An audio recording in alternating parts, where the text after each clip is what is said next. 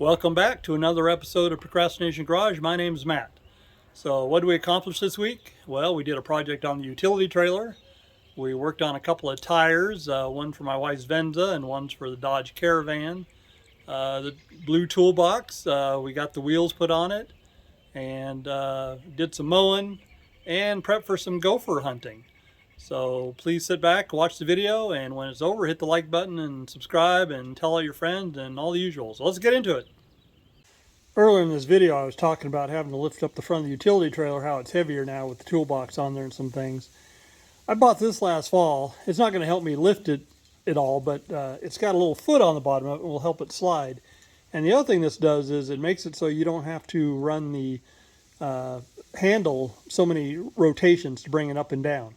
Because as it comes up, this piece here will flip up out of the way, and as it goes down, it'll extend and just save some travel. So let's see if we can install this. There it is out of the box, and there's the parts it comes with, and luckily it comes with instructions. So let me read through those and figure out what we're doing. In reading the instructions, it asks if there's a hole pre-drilled down here, and there is. The problem is, as you can see, that thing is pretty beat up. It's dragged the ground a few times. So it's not going to work as it sits. So I'm going to go ahead and take this jack off. I think I just have to unbolt. There's 3 bolts here. And we'll take it in and put it in the vise, and we'll figure out if we can either straighten this out or we'll just cut it off and drill new holes.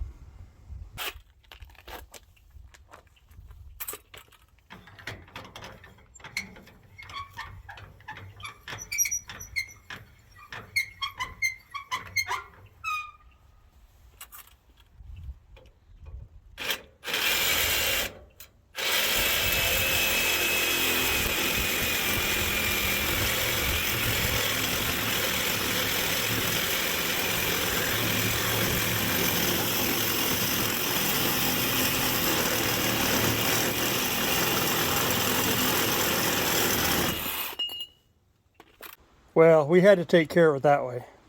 The reason being is it was so flared out, I couldn't pull it up through these holes here.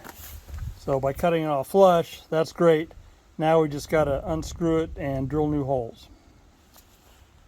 Next step is we need to make this straighter edge there. It doesn't have to be perfect, but I'd like to get it closer than it is. I'm just going to use a grinder. There's one pilot hole, the other one's on the other side. And then next bit is a 3/8, so I've got that in there. So I'll drill those 2 holes. What do you think? 3/8 inch hole all the way through. Now let's get the little foot installed. Holes drilled. You know what they say about measuring once and drilling twice. Well, that's kind of what happened here. This set of holes here in the wrong position. I thought I had it lined up. You know, the goal is I need to be perpendicular across here. And I thought I was when I had it laid out in the vise. And I was basing off the triangles, and what happened was I based it off one of these triangles when I need to be basing off that one that was at the front, and so I got the holes drilled and they were in the wrong place. Crap. Anyway, no big deal, because pretty much out of sight, out of mind. Plenty of room to drill another pair, and hopefully these are in the right spot, and hopefully everything will work. Let's get it assembled. I think I have it installed according to the instructions, so let's see if we can jack it one way or the other and see what it does.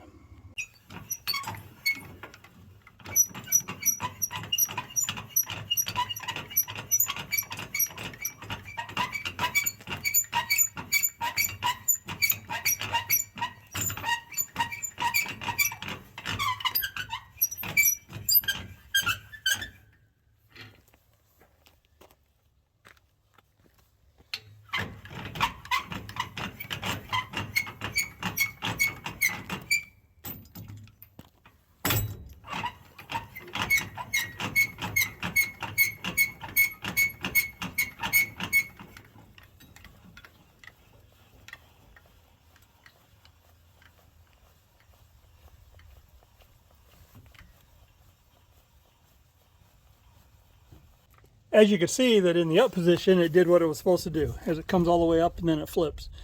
Now when it goes down, it's supposed to slide down through there. And it also says you're supposed to lubricate it. I haven't done that yet. Probably just needs to be used a few times as well. And I'd have to unhook it from the truck. I'm not willing to do that. So overall, I'm satisfied. Except, I mean, I'm satisfied, but I don't like that it doesn't go up higher than it goes up. In measuring it, I've got about 9 inches of clearance, which isn't great. Before I had about 11 inches, so I've lost 2 inches. Definitely not good. Most of the time that's not an issue, but up in the mountains sometimes. But I guess the one saving grace is that this thing is easily removed. It's just got a little hitch pin there that you can pull out with your fingers and then pop it out. So I guess if I need more clearance, if I know ahead of time I need more clearance, it's not a big deal. But am I going to catch it on things? I don't know. We'll see. We'll leave it on for a while and see if we have any problems. I like what it does. I'm just not sure I like the amount of clearance I have. All right, the time has come. We mowed the rental a week ago. I guess it's time to mow here too. Of course, it's not just as easy as just going out and mowing. Got to move hoses, pick up dog toys, do some other things.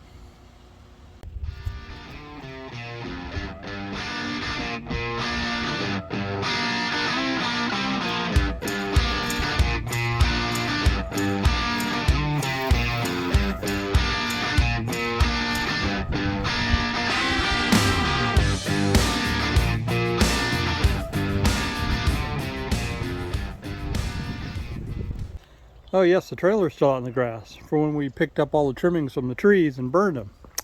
Guess I better get that out of the way.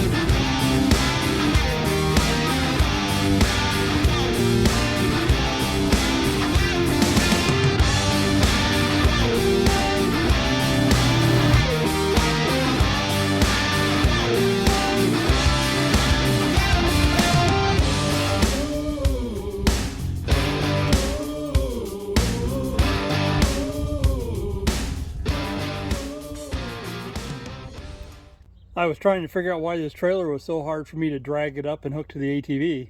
And then when I got over here and unhooked it, I could see it had a flat tire. I guess that makes all the difference. Do you know what that activity is? Gophers. Pocket gophers, to be exact. If you live in central Washington, you've probably dealt with them. Anyway, before we mow, I'm going to rake out these areas, and we're going to need to set some traps. An interesting side note here, at least to me, is this section is a county right-of-way. Where these railroad ties are, that's my property line, and the actual property line is just about where those trees are on the other side. And this runs straight through up to where those cars are parked up there. I guess the idea was the county thought maybe they'd put a road through here someday. I don't see them ever doing it. Anyway, I mow half of it, and the neighbor that owns the orchard, he mows the other half, so we keep it looking nice. I went around the yard and raked all the dirt out, flattened it out. 2 reasons. One is this way I won't drag my mower through it and spit a bunch of dirt with the blade. That doesn't help keep it sharp. And then second, we need to see where the active gophers are so we can trap them.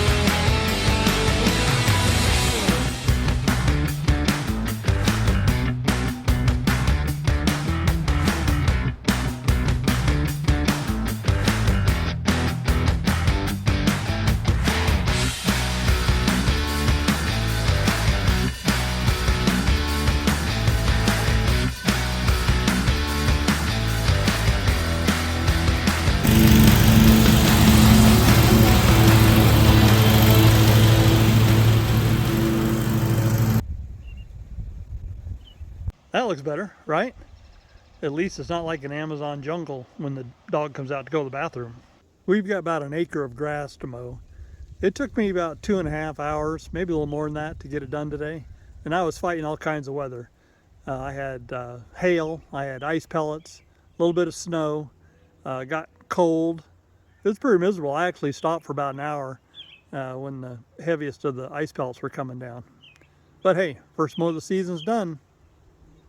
It's Thursday morning. You know what that means. Time to go snowmobiling. Is it the last ride of the season? Who knows, might be.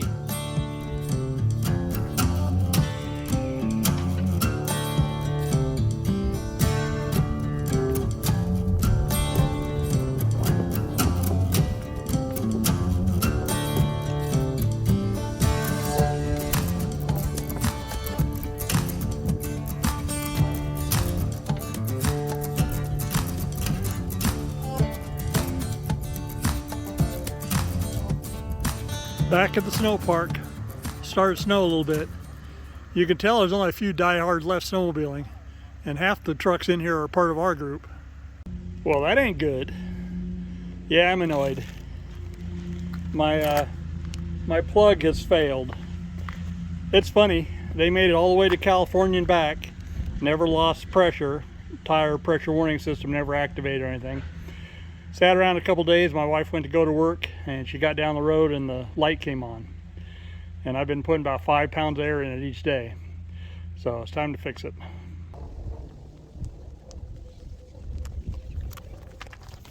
So this time we're going to do it the right way. We're going to patch it from the inside. Some will argue I should have done that in the first place. I've used tire plugs for years and never really had an issue. Although this one has failed, and I think one that I installed on the Dodge Caravan at the beginning of winter may have failed too. We'll have to check that out. Anyway, we won't have to rebalance this tire as long as we put it on where we took it off. So I made a mark where the valve stem is, so when we put it back together, we need to match that up. So now let's get the thing broke down and off the rim.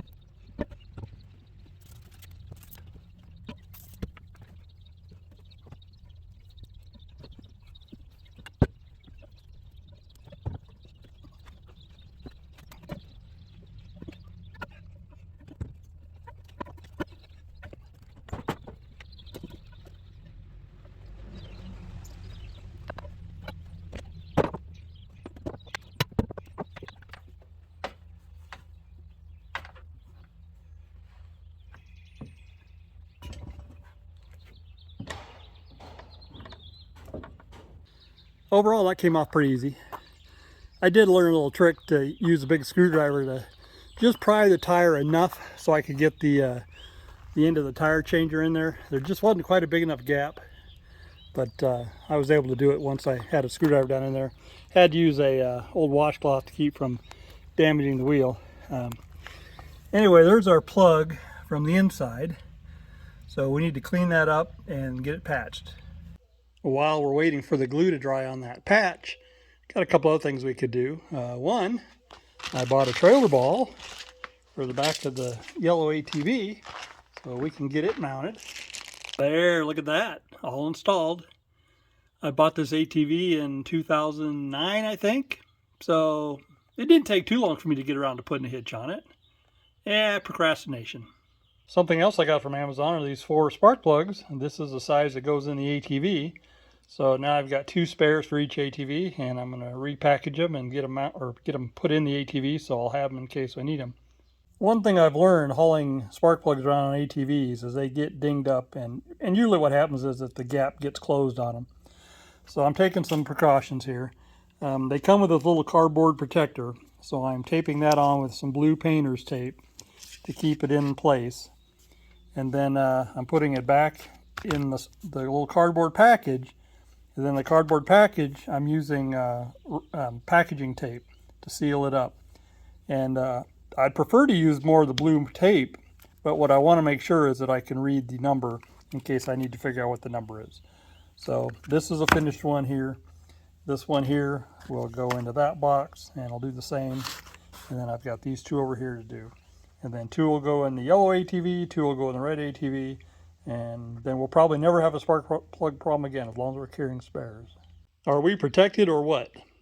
So not only did I tape them up, I taped the two packages together, and then I put them in a couple of sandwich bags to seal them a little bit better against moisture. So one goes in each ATV now. I think the patch has had enough time to dry, so let's go ahead and get this tire mounted back on the wheel.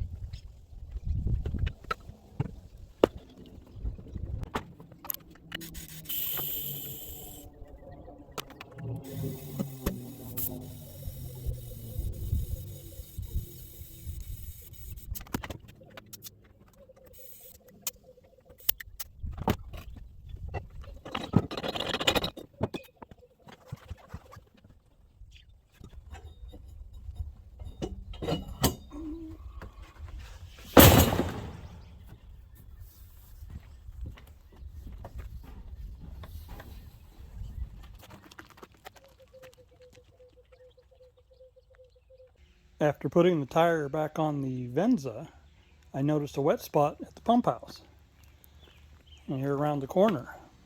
And after doing a little investigating, I discovered that my pressure tank was leaking. This fitting right here, and it could be one of two things. It could be my pipe that I threaded into it, which had Teflon tape on it and didn't appear to be leaking, or it feels like it's up in here behind this. And I'm wondering if it's kind of rusting out or something. This pressure tank's not that old. I've replaced it since we've lived here.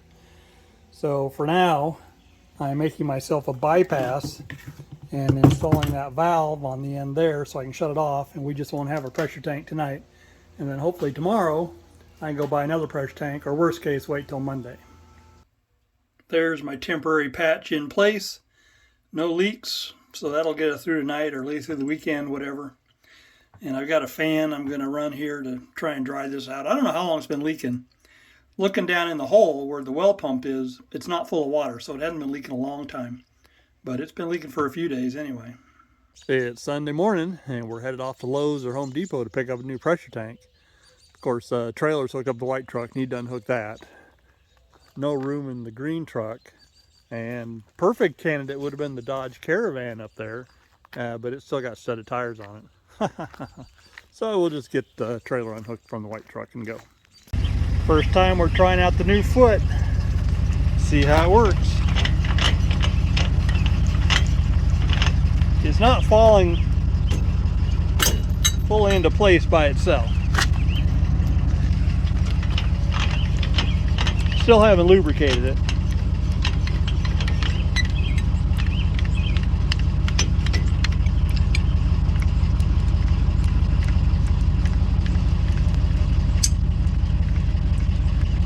Pardon the shaking because I'm rotating and holding the camera at the same time.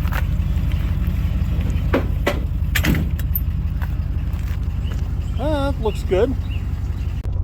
And of course I'm greeted by the low fuel warning in the truck. That's alright. Fuel station's on the way, I guess. Since we bought the last pressure tank at Lowe's, we'll try and get another one here. And there it is right there. Of course I can't reach it. Here is a lesson learned for you. Before you take your pressure tank home, they've been pre-charged. This one to 25 psi. Check it. And I did, and it's a little over 25. So this one's good. Last time I bought one, got all the way home, found it wouldn't hold a charge. Had to come back. Since we're in the neighborhood, I figured I'd grab breakfast for my wife and I. We're in spot number 3 waiting. So the temporary bypass I made last night, which was basically just screwing this 1-inch valve on here, worked just fine. No leaks, nothing. So now what we've got to do, take this off, and then we've got one little modification. We need to drill this hole a little bit bigger so this will fit through it. To make the cut, I've got one of these adjustable hole saw bits. They're not really good, but they work in a pinch and it gives you a lot more blade options. And I need about 2 inches, and since I'm just drilling through plastic, this should be just fine. And just like that, now we need to goop this up with some pipe thread sealant and screw it down in there and put it in place. I've got it threaded in place. Hopefully it won't leak. We'll go hook it back up and turn the water on and see what happens. Oh, one other thing. As I said at the store, this thing had a little over 25 psi. You are supposed to set it to a specific number, and I'm not sure what the number is. It's probably 28, although it could be 38. I'm going to check and see what the old tank is set at and set this one about the same. And the other one worked okay, and we can always fine-tune it once it's in place. Getting back to Procrastination Garage activity, I aired up the right rear tire on the van that was flat. Going to get it over here on the asphalt, or what's left of the asphalt, and get the studded tires taken off. And it's only, what, 20 some odd days past the date. This is the right rear tire off of the Chrysler minivan. This is the one that was leaking. And it has a good leak in it because it wouldn't hold air for more than a day. So let's see if we can figure out where the leak is. I suspect it's where I plugged it, but who knows. Yeah, I found it. It's right there, which is where I put the plug in. What's interesting, if you didn't see the video where I first found this and fixed it, there was a stud right there. That was a stud hole. And for whatever reason, the stud had like pushed all the way through and created a leak. So anyway, I'm going to tear this tire down and patch it from the inside. I didn't see a reason to show this on video, so I broke the tire down. And interestingly, it was tough getting the tire off this wheel. I think partly because it was kind of rusty and just using soapy water. When I put it back together, I'll be using my tire goop, which will make it a lot easier going on. Anyway, tire's off. Got the hole patched and just letting the patch dry for a while. So here in about a half hour, we'll put it all back together. And then this one we'll just put away until next season, and we'll hope it's holding air when November rolls around. Since we're waiting on the tire patch to dry, how about we put the wheels on the new rolling cart here? Well, now we got to make decisions. So we need to put a handle on it, but the handle can either go on this end or it can go on this end. And depending upon what end I put the handle on will probably determine which end I want to put the wheels that swivel and the ones that don't. So I'm thinking I'm going to put the handle on this end and the swivel wheels on that end. Why? I don't know. It just feels right. I mean, worst case, I can always change it later, but I'd hate to do it more than once. But I think that'll work. Give Harbor Freight credit. They even give you a wrench to put this stuff together with. Now, granted, it's not much of a wrench, but, you know, hey, it's the thought that counts. It just goes to show a guy should read the instructions, or at least check his inventory of nuts and bolts that comes with it. I thought I'd have to take the drawers out to do these, but they've got nut certs. And then when I looked at the nut bolt package, surprise, there are no nuts. So anyway, we learned something new, and we know how to get the drawer out, which is almost a two-person operation, because you need to do little clips on both sides, and it's tough to do just one person with one set of hands. But hey, we'll put the drawer back in, and we'll get this figured out. Since I had the box resting on a couple of Harbor Freight dollies, I just left it there, and I just broke away the cardboard and styrofoam at the bottom, and I've got these two wheels in place. They've only got 2 bolts holding them on each side, or on each wheel. So now I'm just going to kind of shimmy and slide the whole box down and out of the styrofoam and cardboard, and then I'll rest it on a dolly and get the wheels on the other end.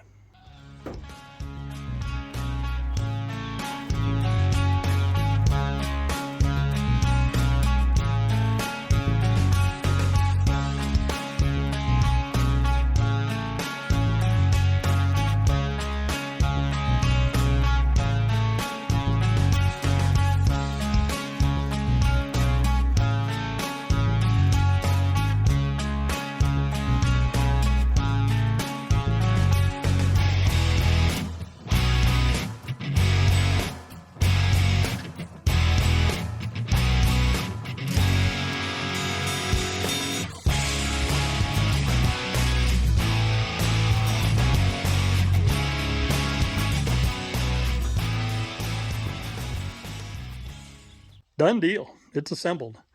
I bet you I spend as much time sorting through cardboard and styrofoam, getting that ready for the trash, than I did putting the wheels on it. I even got all my tools in it. You want to see? No, I don't either. That's going to take a bit of time. But here's what's kind of cool. See these mats here? These are drawer mats. I found those in the top drawer, and it looks like they've got them for each of the drawers, so that's going to be nice. So anyway, now to get some tools in it, but first we got to get back to the tire. Well, that's the tire right there on top. Patched, put back together, holding air. Now to put these back in the container. And it's time to tear down my tire changing station, put it back to trailer status, and put all my tools away. All the tools put away, it's back for hauling duty. Probably be hauling a lawnmower over to the rental on about Wednesday. Earlier in this video we talked about gophers, and I'm going to set some traps to see if we can kill them. Here's what we need. Need a shovel, a little hand trowel, traps. You need at least 2 traps per site, and then the screwdriver. You use the screwdriver to poke around and find a tunnel. When you're pushing the screwdriver down through, it'll all of a sudden drop when you find a tunnel. Once you find the tunnel, then you need to dig a little circle around there, and you pull out an area of sod. Here I found 3 tunnels coming to this location. There's one hole, there's one here, and then there's one back around here. So we need to set a trap facing each one of those tunnels. These 3 traps are set. Usually you only need 2 traps. Usually when you break into a tunnel, you'll find it just going 2 directions, and you'll put a trap in there facing each direction of the tunnel. The idea is that the gopher will come into the trap and set it off. There's a wives' tale that you have to cover your traps so no light can get in, and that's actually not true, because what happens is when the gopher gets to these traps and they see daylight, then they want to start closing the tunnel up, so they start pushing dirt in, and in the process of pushing dirt into the trap, they set the trap off and get caught, if it works as designed. So here's one location set, and I've got one more location I'm going to set traps in. I've dug out another spot. This one is more traditional, and there's an entrance here and an entrance there, so I just need 2 traps here. 2 more traps set.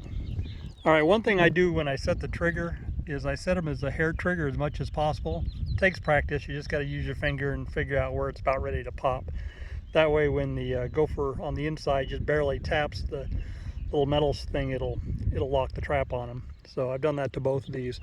Something about traps, I've had coyotes hauling them off, birds even. So you want to make sure you check them in the evening before you go to bed, about the time it gets dark, and then you want to check them again bright and early in the morning, and then occasionally throughout the day. That way it limits the chance of a bird or a gopher hauling them away. Because what happens is they'll take your trap too. They'll grab the gopher, but the trap comes with it. And these are black box traps by Victor, the best ones you can buy in my opinion, even though they take a lot of real estate to set. They work very well, but they're like 20 bucks a piece. So you hate to lose them, and I've lost a few. That's a wrap on this week's Procrastination Garage. You know how I know it's time to wrap this up? Because it's starting to rain. It's been a pretty busy week. We got quite a few things done. Nothing major, but lots of little projects and everything. Hope you guys enjoyed it. Please hit the like button. Please subscribe. Please tell all your friends. Down in the comments, tell me about the things you're procrastinating about or the things you're getting done.